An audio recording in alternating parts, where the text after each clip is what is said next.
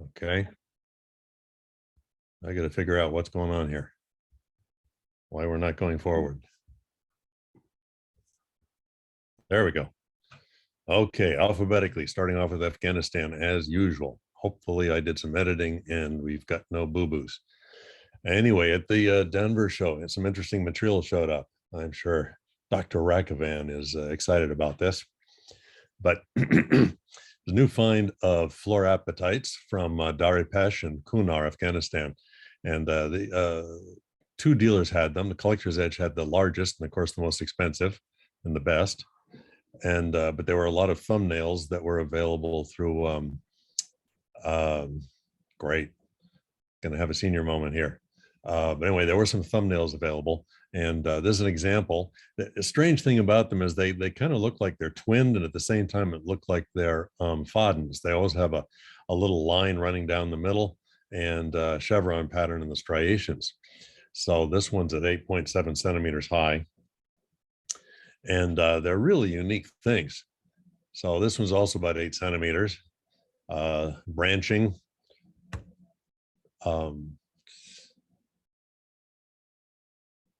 Anyway, you get the idea what they're like. They're quite interesting pieces. I don't know. We'll have to talk with John Rakavan at some point here. I'm sure he's examined these and determined whether this is twinning or not. I don't know if I'd ever heard of twinning an apatite, but what the hey. Also from Afghanistan, from Helmand province, that's all I have on it, are these rather strange globby botryoidal aragonites, colored a pretty blue. This one's in the Scott Rudolph collection at the moment, 14.6 centimeters across.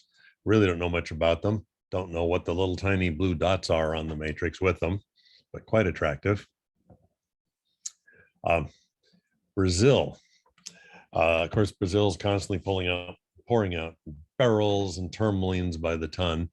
And some of you may have seen several years ago, there was a locality called Conselheiro Lafayette in Minas Gerais, as producing some amazing rhodonites. This, yes, apologies to those New Jersey people who like the rhodonites from the Franklin, Ogdensburg area, but these are gemmy and amazing. And this is probably the most amazing one I've seen so far, all in parallel growth. 13.6 centimeters wide from the Scott Rudolph collection. And here's another small one. See, the crystals are quite gemmy and sharp. This one is only 4 centimeters high, but from Irv Brown collection, quite a luscious little piece. And they seem to be continuing to trickle out. This is one of the most interesting things that showed up at the Denver show. And it seems that the Collector's Edge got into what's known as the Malungu site at the Paraíba mine in the state of in Parelhas and Rio Grande do Norte. And evidently the owners of the mine had stockpiled a bunch of massive material that was shot through with Paraíba tourmalines. And so the Edge went and had to blast, grind, aerobrate out all the quartz that was surrounding these crystals. And they're associated, believe it or not, those are spodumene crystals in the background, kind of the peachy colored crystals, but very interesting. None of them are terminated, but wonderful color on them. This one's 9.3 centimeters wide. Another group, 12.6 centimeters across. And this one's 8.1 centimeters wide. And you can see the spodumene on the bottom front there, along with what I'm assuming is lepidolite in the matrix, the quartz matrix. This one's at 20.5 wide. Really interesting material. Another one 19 centimeters across. And matrix is mostly spodumene. Too bad those aren't killer kunzites. Anyway, moving on to Chile. This one is a somewhat dubious natural origin. It's being called Lacontite. I had never seen it before. I was shooting at Scott Rudolph's last November, and he brought out this monster of a piece. It's 34.5 centimeters across. So for those of you who are metrically challenged, that makes it not quite 14 inches across. And this just looks suspiciously like something that was grown in someone's bathtub. But according to some sources, it's real, and there's a lot of doubt about it. So Who knows what the heck it is? It's pretty. China's producing, of course, tons and tons of fluorite and other goodies, and the Huanggang mines area in Inner Mongolia is no exception. They got into a pocket or a series of pockets over a little over a year ago that produced these amazing pink octahedral crystals on Hedenbergite included quartz crystals. This was really a superb piece at 15.8 centimeters across from Green Mountain Minerals. So that makes it just a little over 6 inches across. I've seen several out of this pocket. They're really superb. And from another locality, this is barite from the Jiafang mine in Jiangxi province. And from Alan Benson, this was brought to me at the Tucson show just a couple months ago, 13.5 centimeters high, and a somewhat larger one at 23.8 centimeters. That's over 9.5 inches or so. Really nice, massive, gorgeous, golden colored barites. And this is another controversial one. This is supposed to be, they're agates, definitely agates, and they're supposed to be ventifacts. They come from the deserts in outer Mongolia and supposedly have been blasted for thousands of years by sand. But what makes them a little suspicious is that they have this shape and blasting all the way around them. And the other thing that may normally a ventifact sits in the ground and it gets blasted from maybe a couple of different directions, but it sits in the ground. This would seem to indicate that these things are rolling and moving around and getting blasted from all sides eventually. The other odd thing about them is they all tend to be rather elongated, such as you see here. So it's thought that maybe someone is just having a lot of fun with chunks of agate and sandblasting the hell out of them in their garage somewhere up there in Mongolia. Anyway, I shot a bunch of these about a year ago for Becky Sturbence as a collector in the San Francisco Bay area, 9.8 centimeters wide. They're supposedly being picked up by the herders up there and then brought to some middleman who then sells them to us crazy Western collectors. So here's another one, fascinating things, 8.8 centimeters wide. I'm starting to see these on the market. When I first saw these at Becky, she was the only one that had them. But if you look on the internet, you can see them all over the place now. Rather strange things. They're cool as hell, even if they are man-made. These are all from the Becky Sturbence collection. Interesting things. Maybe someday we'll figure out whether they're real or not.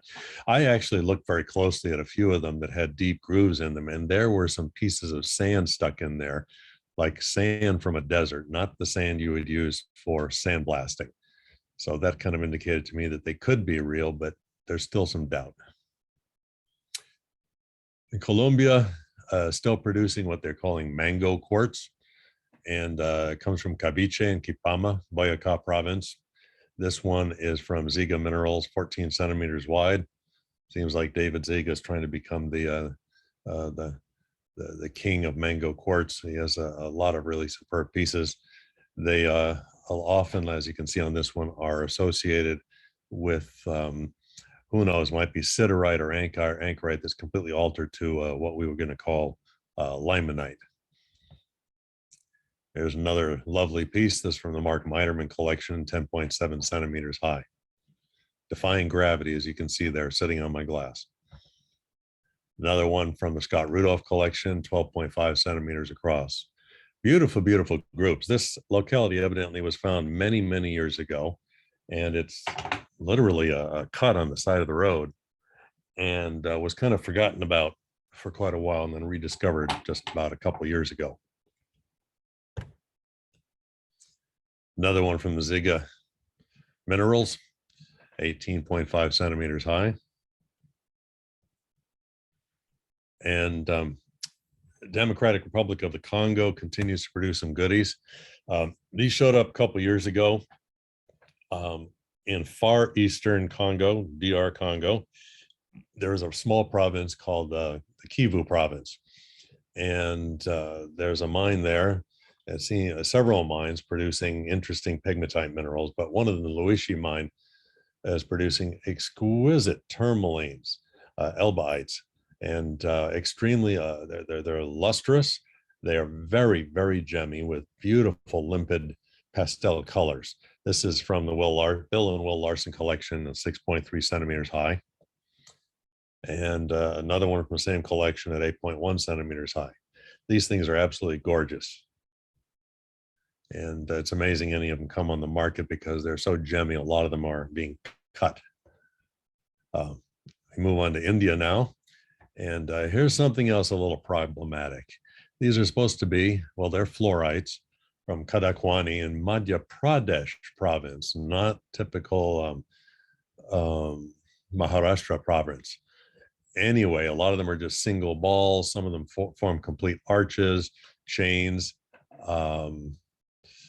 I don't know if anybody's really looked at these things. They just seem to be a little suspect in my book.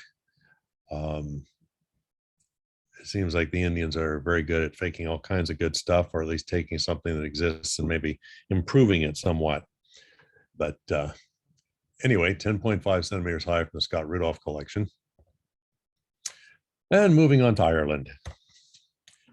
The Larkin's Quarry up in Galway, Connacht, Ireland, is still producing very fine fluorites, and seem to be getting out. A few more people are starting to sell these things than the relatively few that there were a few years ago. Anyway, a lot of octahedra, which are overgrown by oriented cubes. And this one's from Spirifer, a Warsaw-based organization, headed, most of you know, by Tomasz Praszkier. Here's another one, interesting. This is taken the cubic overgrowth on the octahedron to an extreme, 5.3 centimeters wide, nice zoning in those cubes. And here's a fairly large one. That's a single crystal, 14.9 centimeters high, which makes it almost 6 inches. Nice coloring. Mexico.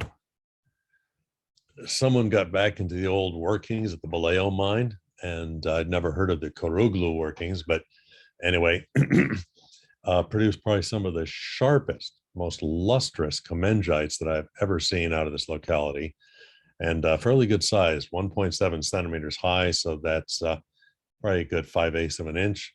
This is in the Peter McGaw collection. Oops. And another thing, they got into a pocket or series of pockets in at the Nica mines in Nica, Chihuahua, Mexico, and Ziga Minerals got a number of these. This is the largest that I've seen, at least as a matrix group. It's 23.5 centimeters wide, so that's close to 9 inches. Actually, it's close to 10 inches.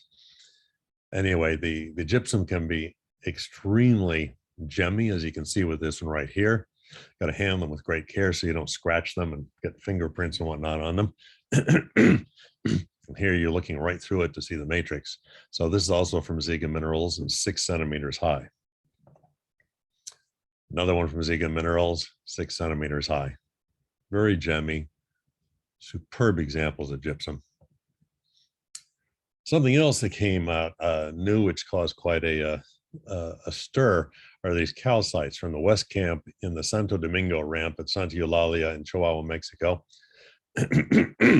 And calcites in wonderful branching forms, very lustrous, interesting morphology here. This is now in the Terry Heising collection, 14.1 centimeters high. And he picked this up at the Denver show. But at the Tucson show, just a couple months ago, there was a Mexican dealer who had several tables full of these things. So if you're a calcite nut, probably an idea to scarf one up before they all disappear and go the way of the dodo bird. Here's another one that's in the Scott Rudolph collection, 15.7 centimeters high. This is another one that caused quite a stir over a year ago at the Tucson show, and evidently still producing. This is Wolfenite, which is setting a new standard for quality of Wolfenites in the world. from the La Morita mine in Ascension in Chihuahua. 11.4 centimeters wide with pale greenish yellow mimetites, somewhat reminiscent of the San Francisco mine, but not quite as gemmy. But the crystals can get quite large and the groups are amazing. The locality is actually being worked now by the people who run the famous pyrite locality in La Rioja in Spain. Anyway, and this next one, this is probably the largest group I've seen so far at 28 centimeters across. So that's a good 9 inches. Amazing piece. That crystal in the center there has got to be, over 3 inches across. Another new find, this is from a classic locality, the Las Chispas mine in Arizpe, Sonora, Mexico.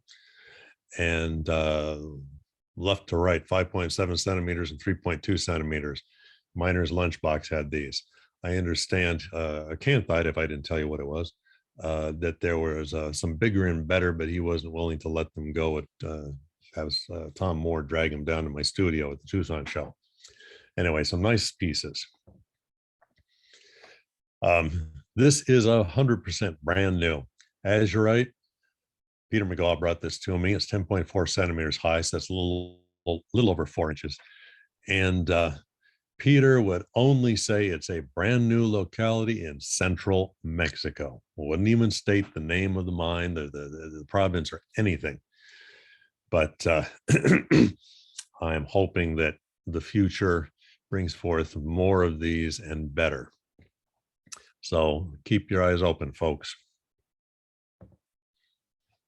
The venerable Ojuela mine in Mapami, Durango, Mexico, is producing some nice oricalcites recently. This one is with some cute little fluorite. Oricalcites with calcite, 5.8 centimeters high, and this is from the focal crystal at the Tucson show.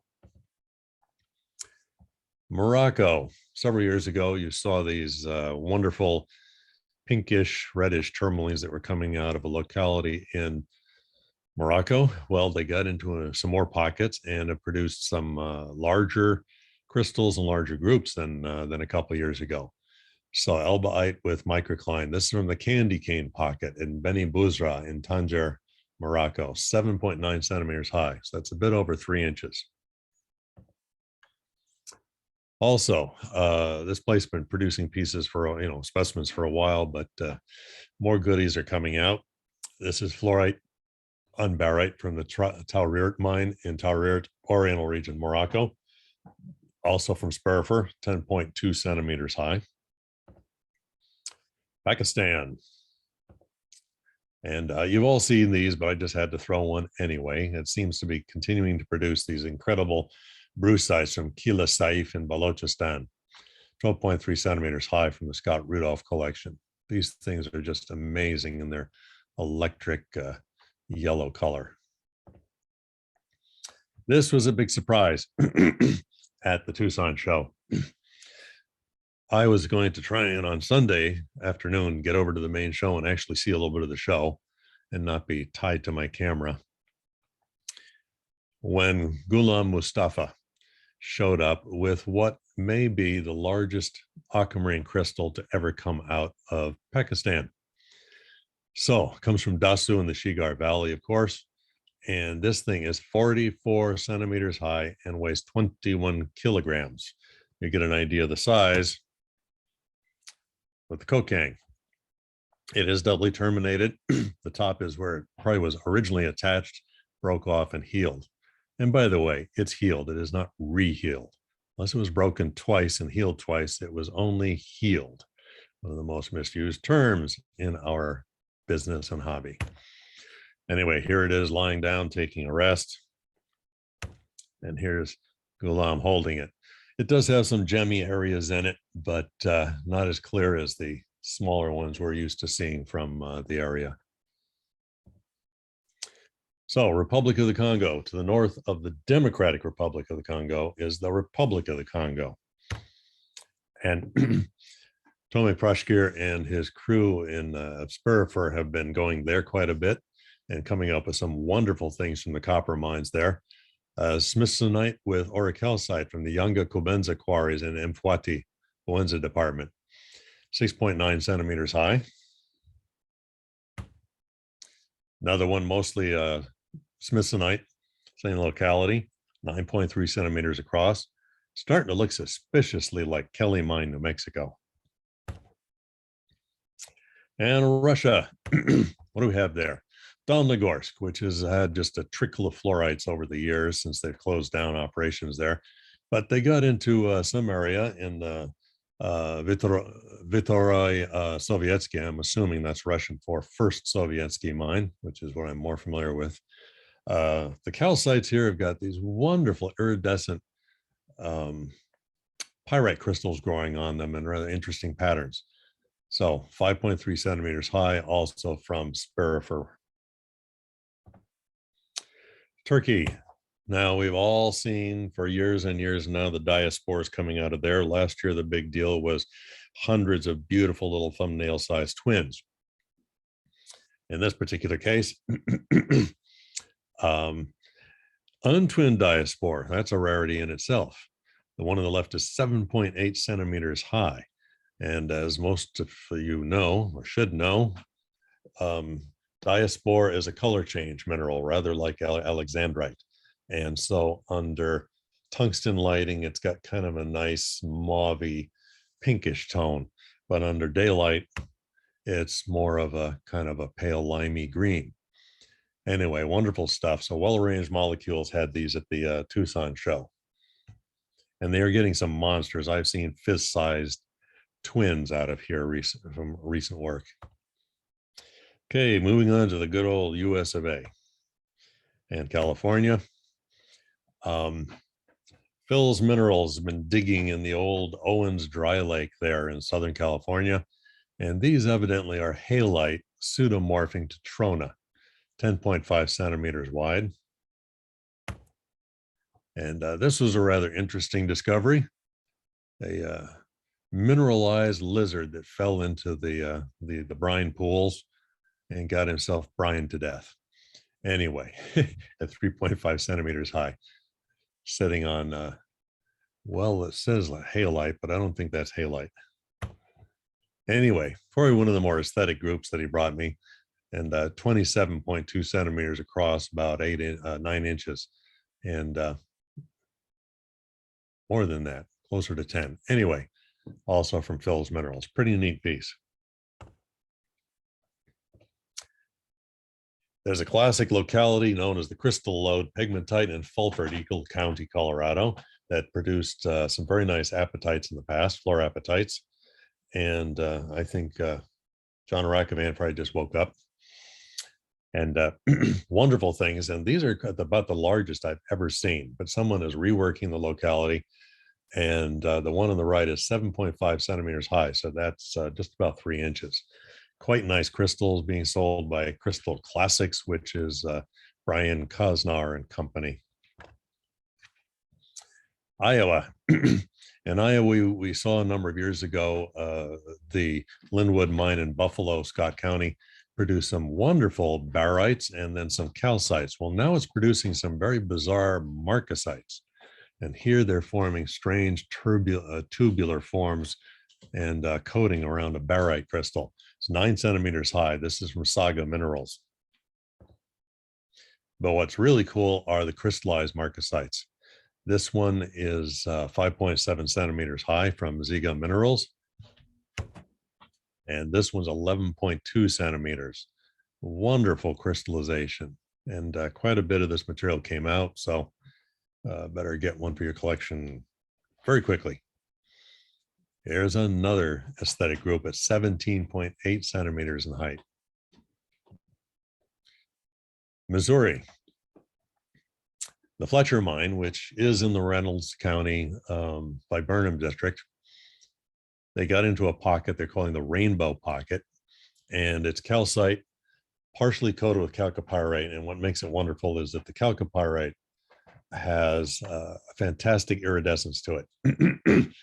Now, some of you with long memories may recall that probably about 15 or 20 years ago, some material like this came out of came out of the area, but with gorgeous coloring, but they were faked. The miners were dipping them in something that caused the chalcopyrite to get the iridescent colors. These are supposed to be the real McCoy and not faked. There's another one from the pocket. You can see quite well why they call it the rainbow pocket. This one's 9.7 centimeters across from Saga Minerals.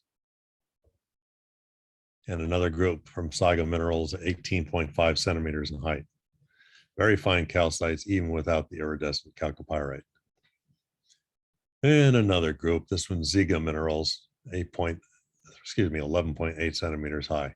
Some nice zoning and phantoming in the calcite crystals sometimes. And a little guy, 8.4 centimeters from Ziga Minerals. Kind of strange how the chalcopyrite decided to stay formed only on one of the two attached calcites. And I have to say that is the end of my presentation. Sorry, all you Canadians, but I just don't get around as much as I used to. Hey, Jeff. So we have a few questions, 2 or 3 questions, and folks, just as a reminder, put your questions in the Q&A button, which is to the left of the chat button, and I'll ask Jeff these 2 questions, and if some more pop up. So, Jeff, early on, I don't remember which one of the slides it was, but Howard Heitner asked if the rhodonite was confirmed, or was it possibly pyromangite? I haven't, I've heard no discussion of that whatsoever. It's all been called rhodonite for several years now. So I think I think somebody would have come up with an answer to that question a long time ago, but it's all being called rhodonite. Okay. Another question was, Barbara Ettinger had asked if the Congo albaites are what is being marketed as titanium tourmaline. Oh, that's a good question. I had not heard that before. No idea. I have no idea why they would call it that. Okay. Maybe just some marketing ploy, you know? And the albaites there from what was the matrix that they were abraded out of? Was it quartz? Oh, the stuff, the Paraiba? Yeah, the Paraiba. Yeah, it was just massive quartz. All right. And then looks like one last question. So the Linwood mine, Marcasites, does anyone know if there's a pyrite wire down the middle? It looks like it might be epitaxial. That's just a question. If you Good question. Some of them really do look like that, but if you notice on the first one that I showed that they have extremely elongated, flattened crystals, which did not look remotely like they were epitaxial, but some of the long, especially that last one, did look like it could have been epitaxial. I don't know if anybody's done any studying on that so far. It would be worth looking into, certainly. all right, and not seeing anything else, I think we're good.